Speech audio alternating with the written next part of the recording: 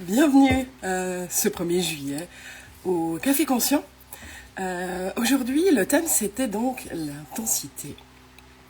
Alors c'est plutôt à propos, j'ai envie de dire, on vit clairement un peu l'intensité ces jours, rien que déjà à l'extérieur avec ces chaleurs qui nous ont acculés depuis quelques jours et qui sont clairement intenses pour la saison.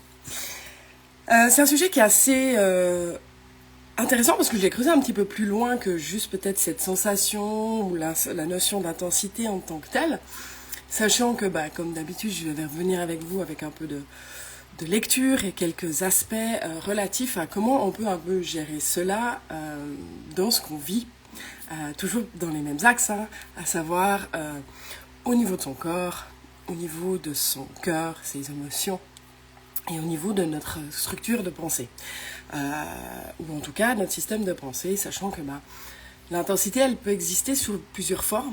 Elle existe évidemment en physique, en chimie, en biologie, enfin il y a plein de définitions qui tournent autour de la notion d'intensité, et c'est quelque chose qui est aussi ressenti parfois, et dans une des questions que vous m'avez posées, je ressens très fort l'intensité, comment la gérer. Alors je vais essayer de vous donner des pistes, sachant que il n'y a pas une réponse parfaite. Chaque situation propre à chacun, et je le rappelle à chaque fois également, c'est important pour vous aussi de pouvoir trouver les solutions par vous-même, mais quand c'est trop difficile parfois de prendre l'axe, de se faire soutenir, ça peut être libérateur.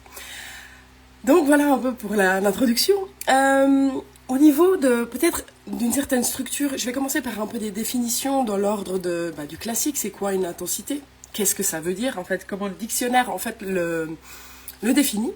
Ensuite, on va parler un peu de la notion un peu scientifique. Donc, qu'est-ce que c'est que l'intensité en termes de science? Parce que finalement, notre corps physique, lui, ressent l'intensité par le biais de sensations de l'ordre chimique, de l'ordre biologique, et de manière générale on peut ressentir les émotions et la notion physique, émotionnelle, et puis évidemment un peu des pensées.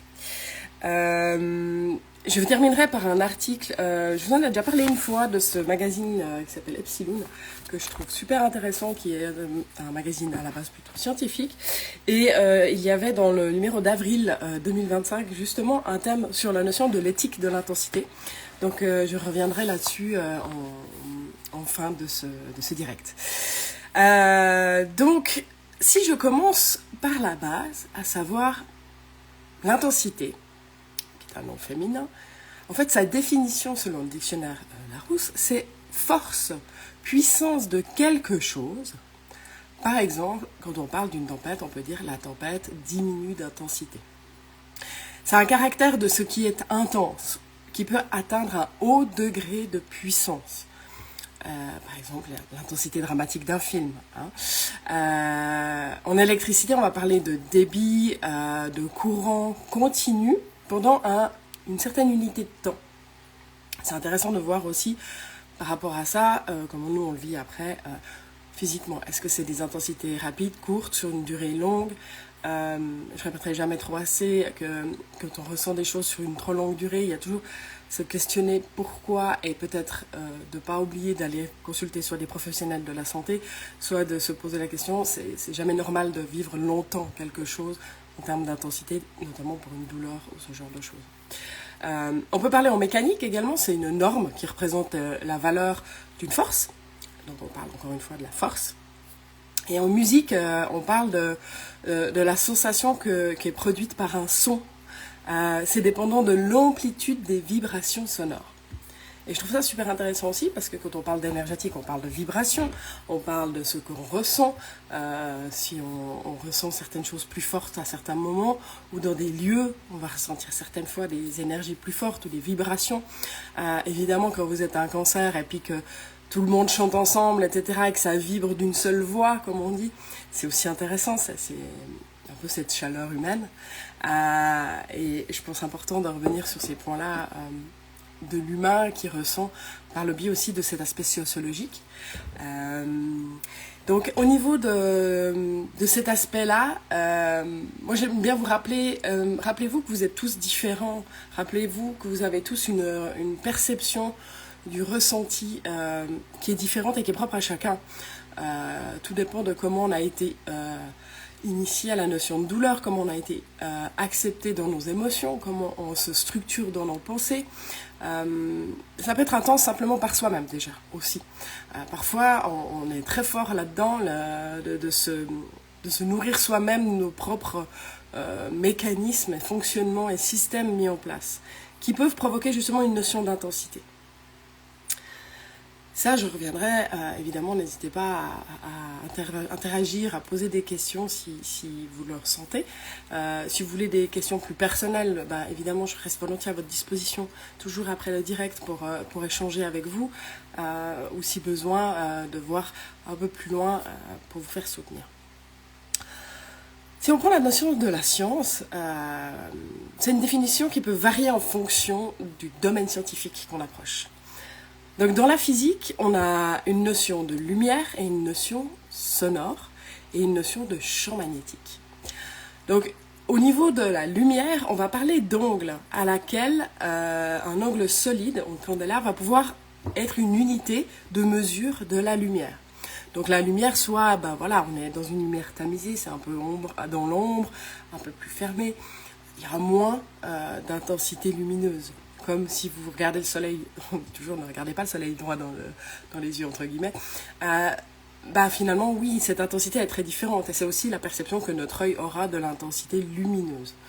On peut parler de certains aspects aussi spirituels. On parle de la lumière divine, on peut parler de lumière qui va nous toucher, on peut parler de soins par la lumière. Enfin, tout ça a une approche aussi en fonction de l'intensité et du besoin qu'on a. La lumière, c'est aussi le soleil nous permet physiquement de transformer la vitamine D. Donc c'est aussi quelque chose aujourd'hui, dans cette saison où c'est très fort, mais c'est pas toujours idéal parce qu'on finit par être brûlé. Donc c'est de nouveau une question de rechercher cet équilibre. Et comme dans la vie, on peut se retrouver confronté à des situations où on doit rechercher une forme d'équilibre entre ce qu'on reçoit et ce qu'on en donne, et ce que l'on souhaite recevoir et ce que l'on souhaite donner. Ça c'est une autre parenthèse. Dans la notion de l'intensité, ça peut être intéressant par contre de voir aussi si vous donnez trop par rapport à ce que vous recevez ou inversement. La notion d'intensité, elle peut être aussi là derrière. Donc c'est la force et la puissance à laquelle vous donnez ou vous recevez et que vous auriez besoin de recevoir. L'intensité sonore, c'est cette puissance en unité de surface qu'on parlera en watts, par mètre carré, ou ce qu'on appelle les décibels tout simplement.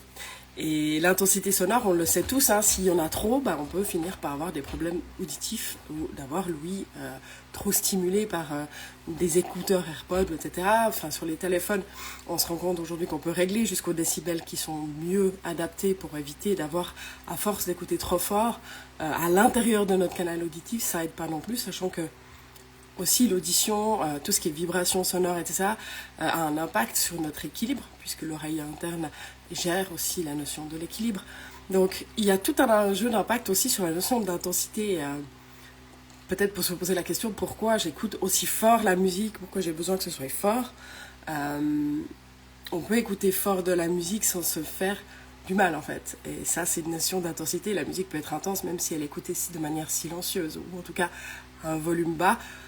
On peut aussi entendre les notions des vibrations sonores à différents niveaux, que ce soit les basses, les médiums ou les aigus. On n'a pas le même impact sur l'oreille et sur l'audition. Ça aussi, c'est une notion à observer. Encore cette notion d'intensité, comment vous respectez en fait votre interne versus votre externe. J'ai envie de dire, je viens souvent sur cette notion de définition intérieur-extérieur, mais même chose que quand on médite, on va se déposer pour pouvoir observer l'intérieur et en essayant de se mettre dans un contexte qui permet de s'écouter intérieurement, tout en acceptant ce qui se trouve à l'extérieur, mais sans que l'extérieur vienne nous déranger. Et même s'il vient nous déranger, c'est plus un dérangement à partir du moment où on accepte qu'il soit présent. Ça, c'est dans les méditations qu'on peut faire régulièrement. J'aime toujours cette notion de pouvoir observer par soi-même. Ça ne veut pas dire que ce que je vous dis est parfaitement juste. J'ai de loin pas la vérité, mais chaque vérité est propre à chacun. Et c'est important de se déposer et d'observer ça sous son angle personnel, sous sa propre autorité. L'intensité d'un champ magnétique, c'est les mesures en ce qu'on appelle en Tesla. Le champ vibratoire va amener une certaine puissance, intensité qu'on peut mesurer. Donc enfin, on voit que c'est une notion de force, de puissance. Donc du coup, on amène une notion de mesure derrière. Pour que ce soit intense, plus ou moins, on met une mesure. J'ai envie de vous rappeler aussi que la notion de l'énergie, quand on essaie de se reconnecter à sa propre énergie, de ressentir les énergies qui nous entourent parfois, c'est aussi de savoir qu'on a des notions de polarité, de plus, de moins, et où se trouve l'équilibre entre le plus et le moins pour vous. Et puis ce ressenti qu'on peut avoir en fonction de son propre outil de détection, de ressenti des énergies. Ça peut être propre à soi, mais ça peut être aussi partagé. Parfois, on peut ressentir dans les mêmes lieux des sensations. Voilà, il y a des lieux qu'on connaît, où on sait qu'il y a des zones où l'énergie est plus forte, que ce soit un lieu de nature, que ce soit un lieu de culte, de foi, où en fait certaines énergies, en fait on pourrait mesurer un peu la notion de puissance, entre guillemets, d'intensité par rapport à ce niveau-là. Ensuite, je vous parlerai peut-être pas forcément de géobiologie, mais c'est sur ce principe-là aussi que certains lieux dans le monde se trouvent être, comme on peut dire, sur des lieux de chakras de la planète, des endroits qui sont avec certaines énergies plus fortes et plus proches de certains aspects qu'on ressent nous dans notre corps. Et ça, c'est un autre sujet qu'on pourra aborder prochainement si vous le souhaitez.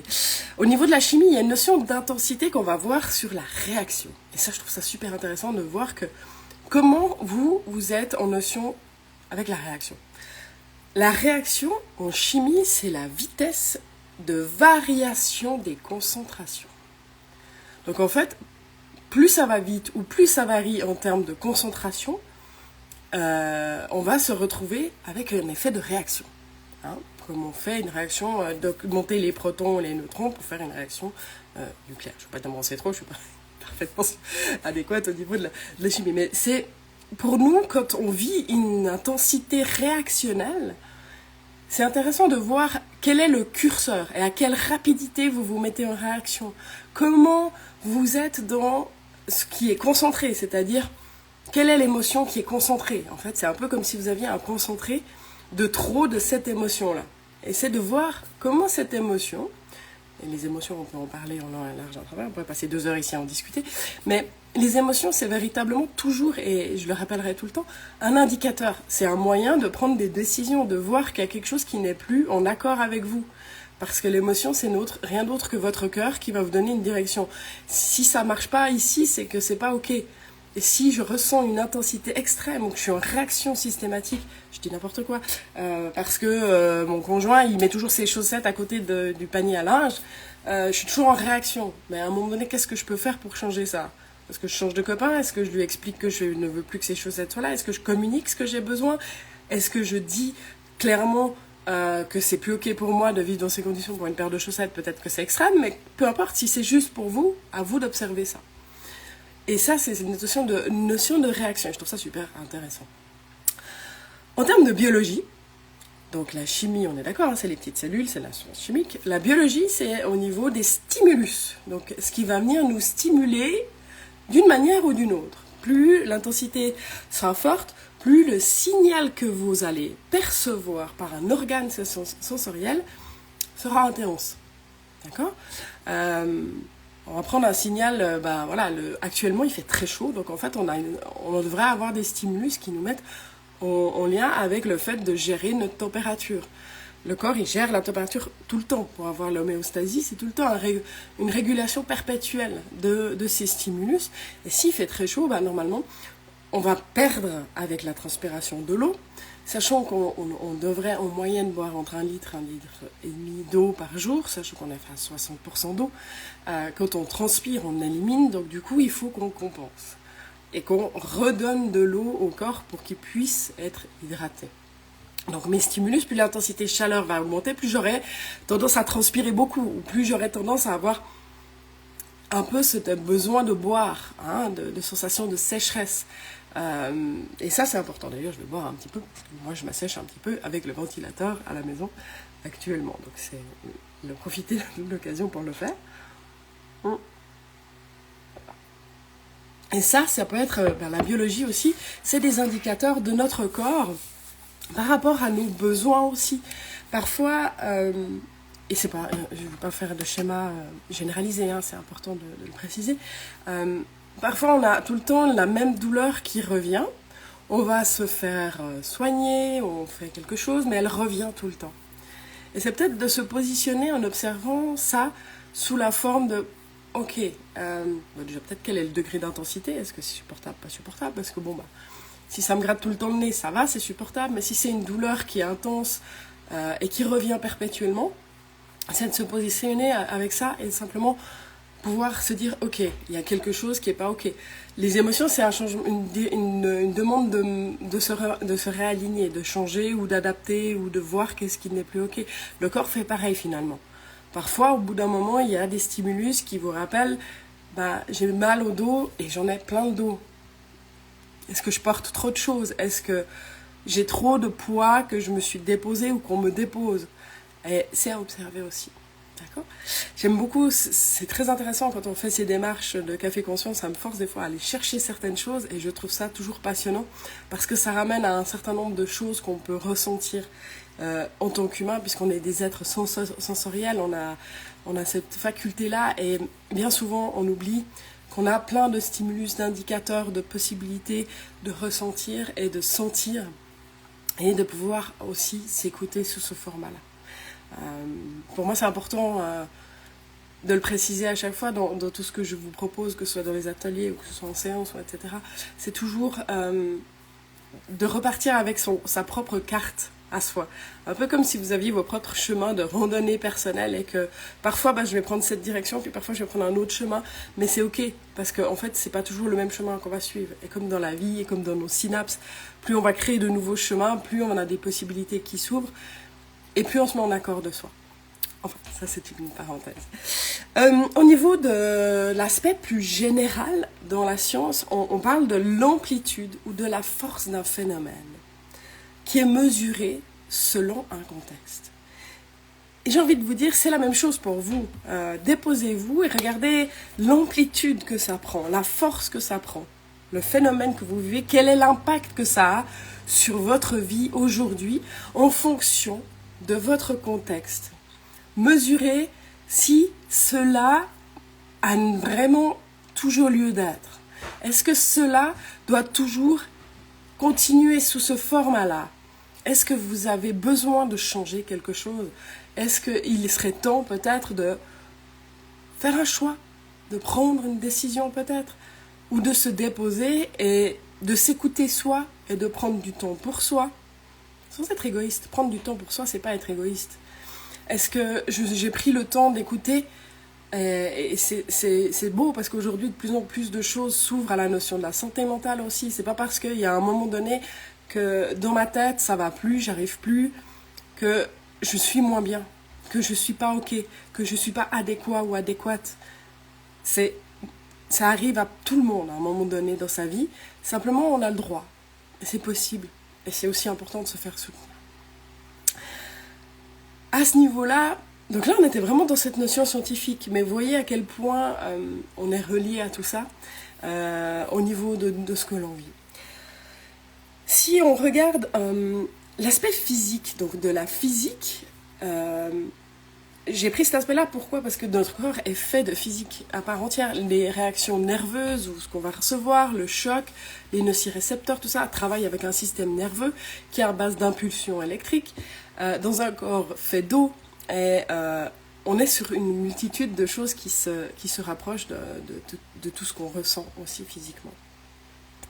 N'hésitez pas, alors si vous ne souhaitez pas le faire en direct, n'hésitez pas peut-être à mettre des commentaires par la suite, etc. Je répondrai volontiers s'il y a des choses qui vous manquent dans ce que j'approche ou si vous aimeriez plus d'informations. N'hésitez pas à le faire, c'est avec plaisir que je réponds dans la mesure de mes possibilités. J'aurai toujours l'humilité de vous dire que je ne le sais pas si je ne sais pas. Mais de base, dans l'accompagnement, il y a beaucoup de choses qu'on peut faire. Et puis c'est le plus beau, c'est quand la personne prend son propre lead et puis s'avance par elle-même dans la direction qui est celle qui lui convient. Et on n'en a aucune qui est similaire. Pour revenir à cette notion de physique, on est en physique électrique. L'intensité, en fait, c'est un flux. un flux de charge électrique qui traverse une section par unité de temps. Donc si je prends une section de 10 cm, par combien de fois l'impulsion électrique passera, me définira mon intensité. Et je trouve ça intéressant de faire le parallèle avec la notion de système nerveux. Quelle est l'intensité que je reçois d'informations, d'impulsions dans mon cerveau par le nombre de pensées ou par les impulsions de stress peut-être que je peux vivre à l'extérieur, que ce soit professionnellement ou dans le privé. Le stress parce que mon enfant, le stress parce que mon patron, le stress parce que j'ai besoin d'argent, le stress parce que ma famille, parce que si, parce que ça, peu importe le contexte. Mais c'est de mesurer dans un espace-temps peut-être, plus qu'une distance au fond, de prendre dans une journée combien de fois je suis en stress et je suis stimulée et touchée par quoi, par tel influx. Parce que l'énergie de certaines personnes, et ça peut être votre enfant, toute chasse gardée sur toute information qui peut être interprétée, mais sur le fond, l'intensité d'un enfant, ça peut être très fort. Ça demande beaucoup d'énergie, ça prend aussi beaucoup d'énergie. Et il n'y a pas à culpabiliser de ressentir une intensité des fois trop élevée dans cette situation-là. Et de savoir que parfois on peut se déposer et peut-être échanger et d'observer ça aussi sur ce timing-là pour vous dire c'est trop intense pour moi, ça ne l'est pas mais c'est ok, je peux le gérer, ou non, bah, ça va, moi, peu importe, l'intensité ne me touche pas à ce niveau-là. Mais dans le système nerveux, c'est quand même important de voir que trop de stimulus et trop de stress n'est pas bon. Parce que fondamentalement, notre système nerveux, le système de survie, en fait, qui est à la place, donc le système qui nous met en action, donc le système sympathique qui accélère et qui augmente le fait qu'on soit en réactif pour pouvoir se sauver si le loup vient, le loup, le tigre ou peu importe l'animal sauvage qui nous pourchasse, l'ours qui arrive derrière nous parce que voilà, on n'est pas sur l'endroit qu'il fallait être. Eh bien, dans la nature, c'est comme ça qu'on fonctionnait à l'époque. Mais sauf qu'aujourd'hui, on n'est plus dans ces contextes-là, sauf qu'on a des stimulus de stress bien différents et qui sont des fois apportés par notre simple téléphone portable. Et que ça a un impact sur notre quotidien et notre réactivité physique au niveau de ce qu'on peut ressentir.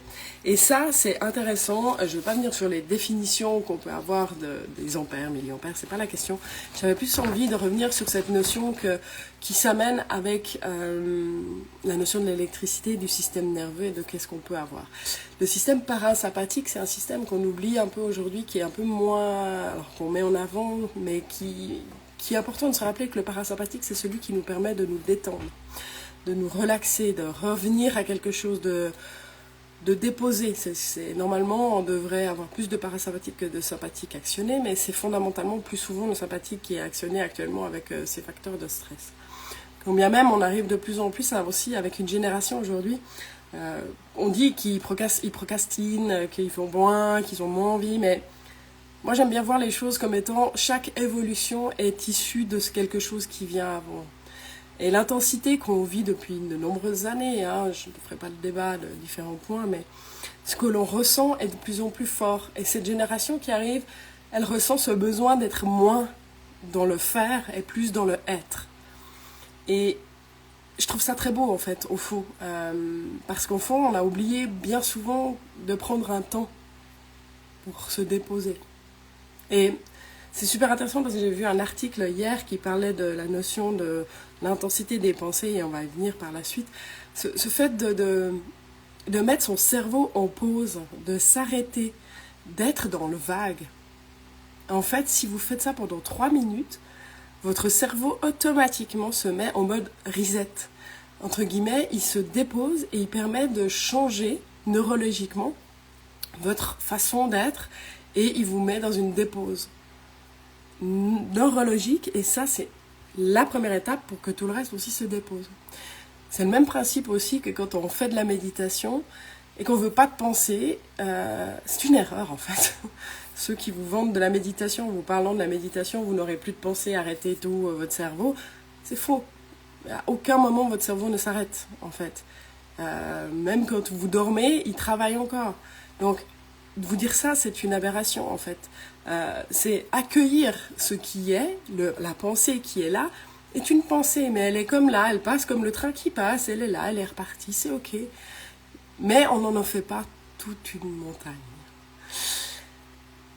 Au niveau de cette notion de système nerveux, etc., je fais encore un petit parallèle parce que le degré de force et la vivacité d'une émotion peuvent, pour moi, être similaires à cette notion de manifestation électrique un petit peu, dans le sens qu'elle peut amener aussi un certain nombre de réactions supplémentaires, d'autres réactions, qui sont en lien avec la réaction physique, hein, donc des larmes qui vont couler, une accélération du rythme cardiaque, la peine à respirer, une impression de contraction dans son corps. Ça peut être une implication affective très profonde, quelque chose qui, des fois, on n'a même pas la réponse parce que c'est tellement loin dans ce qu'on a pu ressentir, ou même on ne l'a pas encore en conscience, c'est plus dans l'inconscient. Et cette notion de résonance qui est durable, qui maintient une mémoire ou un comportement, c'est ce que j'appelle ces notions de système, hein, de mécanisme. C'est-à-dire qu'on a rentré quelque chose qui fait résonner un comportement ou une mémoire de quelque chose. Et comme notre corps est constitué pour nous éviter d'avoir des douleurs ou de se retaper le doigt, parce qu'une fois qu'on s'est tapé le doigt avec le marteau, on a compris, on évitera de le faire, le cerveau il veut pas que ça se reproduise. Et notre cerveau se souvient malheureusement que des expériences négatives pour justement éviter qu'elles se reproduisent. Et c'est pour ça que j'ai envie de dire les émotions, on peut vous mettre une multitude d'étiquettes et même dire que d'être hypersensible, oui, non, peut-être, oui, mais tout humain est fondamentalement hypersensible. C'est vivre les émotions avec un degré d'intensité, mais peut-être dans une période de votre vie, vous n'aurez pas, puis d'un coup, à un moment donné, il va se passer quelque chose qui va vous mettre dans ce schéma ou dans ce comportement d'intensité forte, émotionnelle. Au niveau des émotions, je le rappellerai jamais trop. Donc, comme je l'ai dit, c'est des mouvements, c'est des actions. Ça vous demande d'observer quelque chose pour peut-être adapter votre vie par rapport à ce qui est réellement nécessaire pour vous et ce qui est impératif. Et de faire une balance de vos besoins, votre notion de sécurité, votre notion de direction, de choix de vie, de valeur, que ce soit en accord avec vous. Et que vous ayez une famille, ou vous ayez des enfants, que vous ayez un conjoint et ça ne va plus, etc. Posez-vous les bonnes questions. Demandez-vous comment vous aimeriez que votre vie soit et allez en direction, manifestez un peu vers cette direction de ce que vous avez envie et ce que vous avez besoin. Bien évidemment, sur le moment, le choix n'est jamais simple. Elle ne veut pas dire qu'il n'y aura pas de douleur ou que ce sera facile. Mais c'est simplement qu'à un moment donné, si vous vivez tout le temps cette récurrence émotionnelle, posez-vous la question de la mémoire ou du comportement. Il peut y avoir des fois des besoins d'aller rechercher et d'être soutenu par des professionnels de santé également, si c'est nécessaire. Et si vous voyez que vous avez un comportement qui peut être autodestructeur, ou comme si vous n'aviez pas le droit d'avoir du bonheur parce que c'est comme ça qu'on vous a élevé, c'est pas une vérité absolue. Vous avez aujourd'hui le choix de ne plus être dans cette dynamique. Et c'est vous qui prenez le lead. J'espère que c'est quelque chose qui vous paraît clair. En ce niveau-là, je vais continuer sur la notion des pensées. Donc, je parlais avant la notion de pouvoir. C'est quelque chose qui n'est pas forcément codifié, en fait, la notion d'intensité au niveau des pensées. C'est plutôt quelque chose de l'ordre en lien avec la force et la fréquence et la persistance des pensées. C'est-à-dire que c'est comme un champ de conscience. C'est-à-dire que tant que je suis conscient et que je comprends ce que je suis en train de vivre, que je suis dans le moment présent, je suis totalement là, à la différence de je suis dans mes pensées qui tournent en rond, cette notion d'activité cérébrale accrue, supplémentaire, trop, qui peut... alors on mesure les activités cérébrales par ce qu'on appelle des électroencéphalogrammes. Ça ne veut pas dire qu'on peut mesurer les pensées, c'est simplement que, en fait, l'intensité des pensées, on peut les voir comme étant aussi quelque chose de créatif. Ceux qui avaient beaucoup d'idées ou de pensées, je pense par exemple à Einstein, etc., ou les gens qui créent beaucoup, ils doivent mettre toutes leurs pensées, et puis c'est très intense, hein, ça peut être très intense. Et en même temps, ça peut devenir peut-être parfois aussi obsessionnel, ou être ruminatif. Majoritairement, c'est les femmes qui sont plus touchées par les pensées ruminantes, mais selon leur nature et selon leur impact, ça peut très bien être des hommes aussi. Un homme entrepreneur qui a beaucoup de charge mentale sur le fait de devoir être performant, le fait de devoir ramener de l'argent, de pouvoir être présent pour la famille, de pouvoir assurer, etc. Il y a d'énormes charges mentales aussi qui pèsent sur les hommes, et je ne veux pas enlever cette notion-là ou dire que c'est que les femmes qui vivent les pensées ruminatives, mais disons que scientifiquement c'est prouvé quand même que c'est plus les femmes. Mais fondamentalement, c'est à voir, encore une fois, c'est à observer, c'est à regarder. Est-ce que je suis dans le flot d'idées créatives, etc. Et ça, c'est quelque chose d'hyper intéressant, parce que quand vous avez des flots d'idées créatives, vous changez la façon de faire que vous avez toujours de penser, vous allez amener ce qu'on appelle des créations de synapses. Donc les parties de votre cerveau vont changer de chemin parce qu'elles vont s'ouvrir à de nouvelles possibilités. Dans des ateliers, c'est aussi ce que je propose parfois, c'est de faire des changements de dynamique.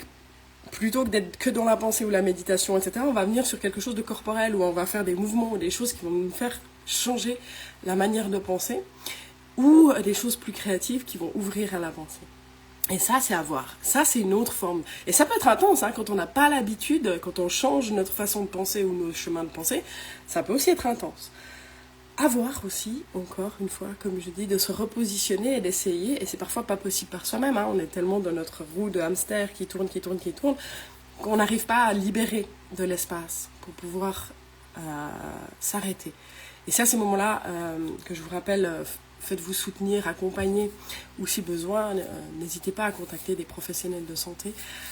C'est important de ne pas rester dans un blocage mental qui peut avoir des conséquences par la suite aussi assez importantes, physiquement, émotionnellement, etc. Enfin, si vous avez un combo de plein de choses qui vous touchent, d'une fatigue lourde, beaucoup d'émotions, que vous n'arrivez plus à bouger, que vous ne faites plus des choses que vous aimez faire, qui d'habitude vous font vous lever, ou vous animent en fait, et vous mettent le sourire, c'est un red flag, quoi. C'est attention, drapeau rouge, on prend attention à ça.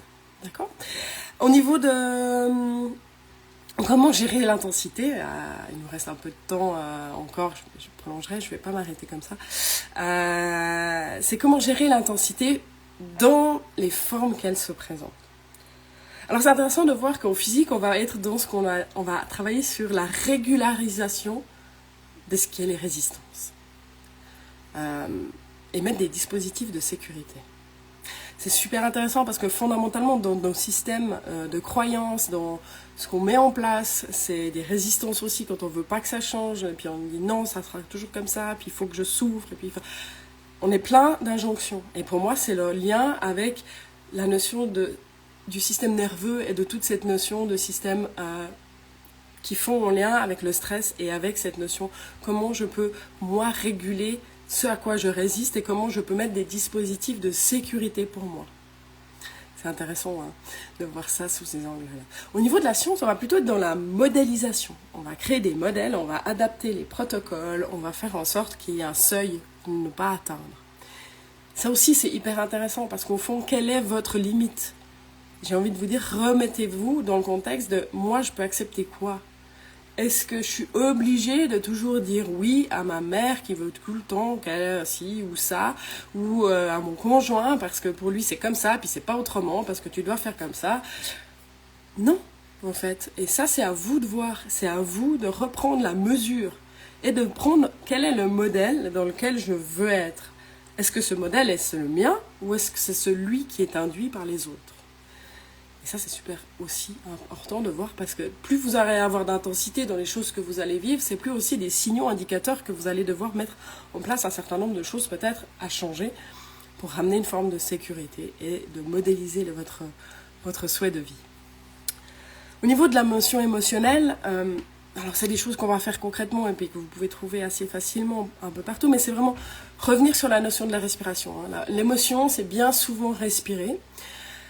C'est la notion d'être dans la pleine conscience, mais ça c'est difficile. Souvent on parle de pleine conscience, mais déjà c'est quoi la conscience? Moi j'ai envie de vous dire, soyez présent. Observez, essayez d'être présent. Parfois dans l'émotion c'est difficile d'être présent quand on est emporté.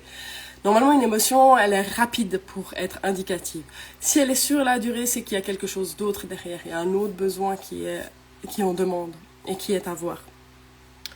Verbaliser les choses, parler, expliquer qu'est-ce que vous êtes en train de vivre. Ne restez pas seul avec ça. Même si on vous entend pas toujours, déjà de le fait de le dire à haute voix, vous entendez le dire. Et ça change aussi votre dynamique. Bien sûr, il y a la thérapie et il peut y avoir ce qu'on appelle l'ancrage corporel ou les thérapies de connexion à se réancrer, pas partir trop dans l'émotion qui nous emporte un peu à l'extérieur de soi en fait. Hein. Quand je suis très en colère, je vais mettre tellement de limites autour de moi que personne ne va vouloir m'approcher. Hein. Quand vous avez quelqu'un en colère, vous allez l'éviter, vous n'allez pas lui faire un câlin. Enfin, c'est la norme qui veut ça, mais c'est pas forcément la réalité de ce qui serait peut-être besoin. Cette personne en colère a peut-être besoin d'un câlin. Mais fondamentalement, de base, c'est de se positionner avec des choses toutes simples hein, que vous pouvez faire n'importe où.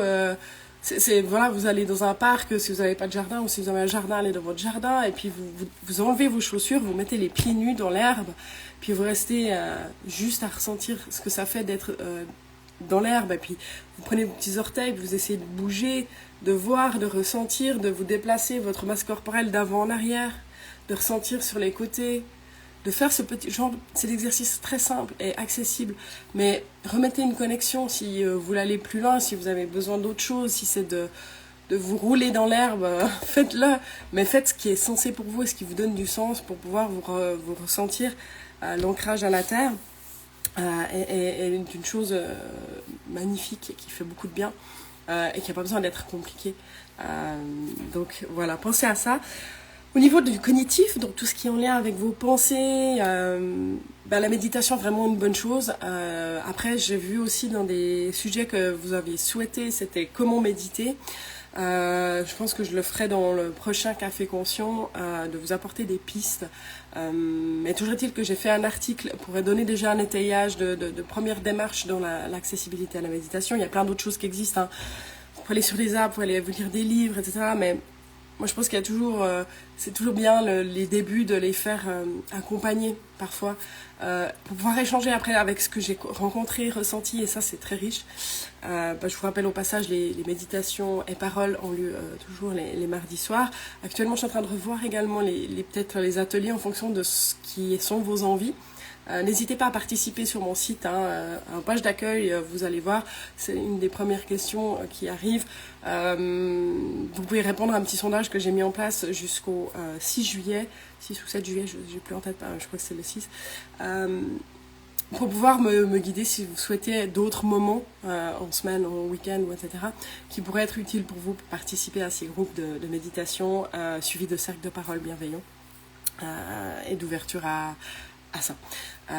Vous pouvez participer également en ligne, physiquement à Vinziers. J'ai 6 places disponibles en présentiel. Par contre, en ligne, vous êtes libre d'être présent avec nous dans le cadre du cercle qui se passe en place.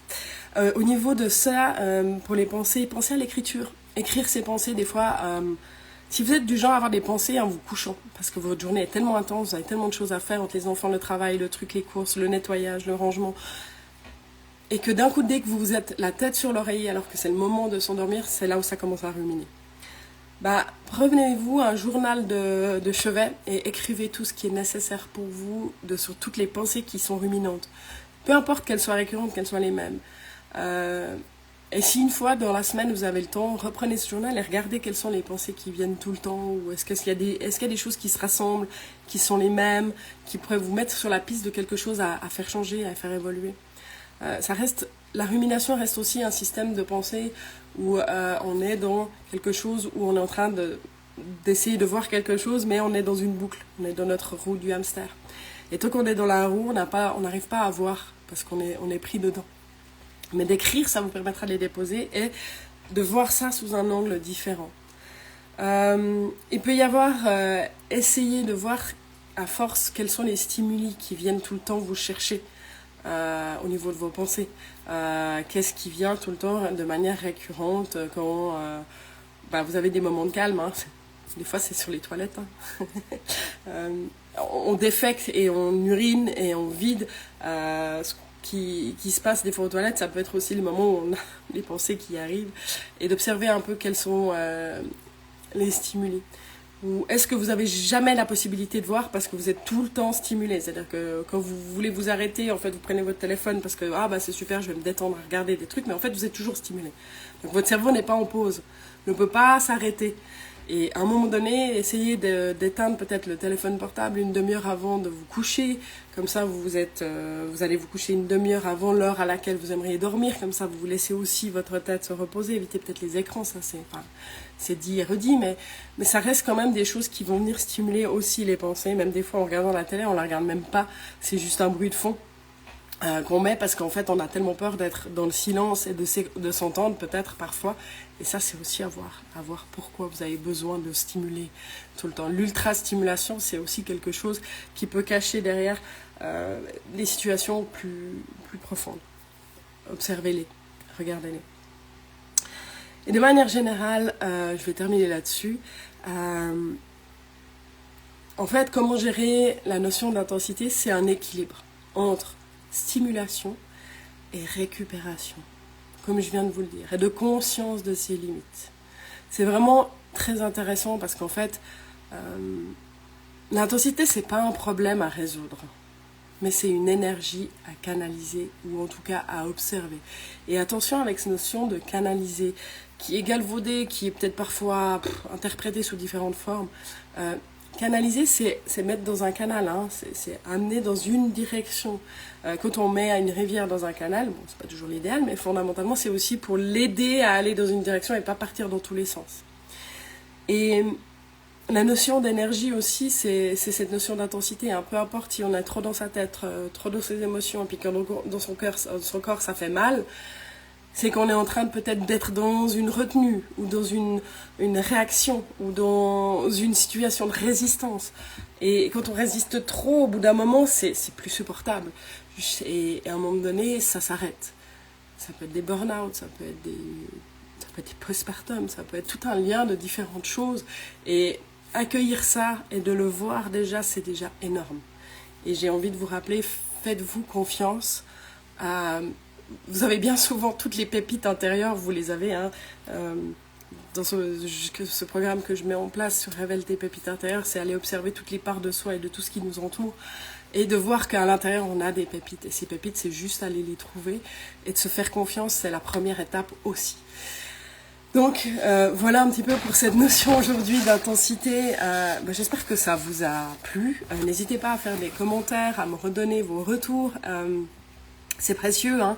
Je le fais avec le cœur, mais ça ne veut pas dire que c'est forcément ce qui convient. Mais fondamentalement, voilà, c'est toujours intéressant et nourrissant autant pour moi que pour vous. Je terminerai du coup par donc cet article du magazine Epsilon. Hein. C'est un magazine donc scientifique d'actualité. Et j'ai trouvé intéressant, je vais vous lire cet article. Qui a été écrit par Hervé Poirier. On est sur la vie intense, éthique de l'intensité. Tristan Garcia tente de comprendre comment et pourquoi l'électricité a fait du concept d'intensité le ressort central de l'éthique moderne. Une enquête philosophique qui n'a rien perdu de son actualité. La thèse est simple. La découverte et la domestication de l'électricité ont permis au concept scientifique d'intensité de s'incarner en une image si puissante qu'elle est devenue une injonction éthique, celle de vivre intensément. L'humain moderne est celui qui donne un sens à sa vie au travers des intensités qui le traversent. Tristan Garcia, maître de conférences à la faculté de philosophie de l'université Lyon 3, raconte la genèse de son livre paru en 2016. Je suis partie du choc culturel, attentif à certains mots employés par des camps opposés qui partageaient pourtant le même registre, le même vocabulaire, celui de l'intensité. Le terme est très présent dans le marketing. La moindre marchandise semble devoir être intense pour pouvoir être vendue. Ou dans le capitalisme de l'adrénaline et de ses promesses de sensations fortes, mais aussi dans le camp révolutionnaire. L'insurrection qui vient, le texte qui a inspiré le mouvement Black Bloc, dénonce les vies déprimées sans intensité, du nouvel âge du capitalisme. Même les vidéos de Daesh développent une critique de l'Occident, menant à des vies ennuyeuses et routinières. J'étais étonnée, ce n'était pas si évident que la vie doive être intense. Son enquête l'a donc menée à l'électricité. J'ai eu l'impression de redécouvrir une évidence. Des découvertes scientifiques peuvent avoir un impact métaphorique. Des effets pas seulement matériels mais symboliques. Et le livre trace l'impact de cette idée d'intensité électrique sur l'imaginaire, la culture, la métaphysique, la morale, l'éthique, en analysant les impasses de sa logique et de l'épuisement. Ce que nous voulons comprendre, c'est comment et pourquoi il se fait de plus en plus intensément, moins on parvient à l'être. 9 ans après, c'est encore d'époque. Nous sommes à un moment indécis, presque à un point d'hystérisation. Il est des inflexions, comme lors du Covid, où le ralentissement a été valorisé, ou avec le retour de discours autoritaires en politique qui ne parlent plus la langue libérale de l'intensité, mais il me semble que l'importance de termes intensifs pour qualifier notre expérience n'a elle-même pas fait que s'intensifier. L'imaginaire électrique, sa vie était tumultueuse et comme le montre ce photomontage emblématique, ses expériences spectaculaires, Nikola Tesla est ainsi devenu, selon Tristan Garcia, une figure romantique et moderne de l'homme électrisé. Intense. Du 19e siècle, il y avait beaucoup de revues déployant un imaginaire lié à l'électricité, avec des expériences parfois à la limite de la fête foraine, des poèmes et de la fée électricité. Donc je vous montre cette image. Et voilà, pour terminer, cette notion d'intensité. J'ai un peu dépassé le timing prévu, mais en tout cas, c'était encore une fois très intéressant. Je vous remercie de partager vos propositions de sujets qui m'amènent toujours à aller rechercher les informations et qui amènent à une nourriture, je trouve, toujours enrichissante. Et ça fait partie des partages humains qui me semblent essentiels à la vie et surtout à nos cheminements personnels également. On reste des êtres sociaux malgré certaines situations et certains contextes dans lesquels on vit, mais rappelez-vous que l'intensité peut être canalisée, observée, déposée et reste encore une fois également un indicateur sur quelque chose qui est à observer. Voilà, je vous remercie en tout cas de votre présence, je vous remercie pour vos futurs commentaires s'ils viennent et avec plaisir pour échanger lors d'un prochain Café Conscient. Je vous souhaite une très belle journée, protégez-vous du chaud, pensez à vous hydrater et surtout faites-vous confiance pour tout le reste. Voilà, et à bientôt, merci.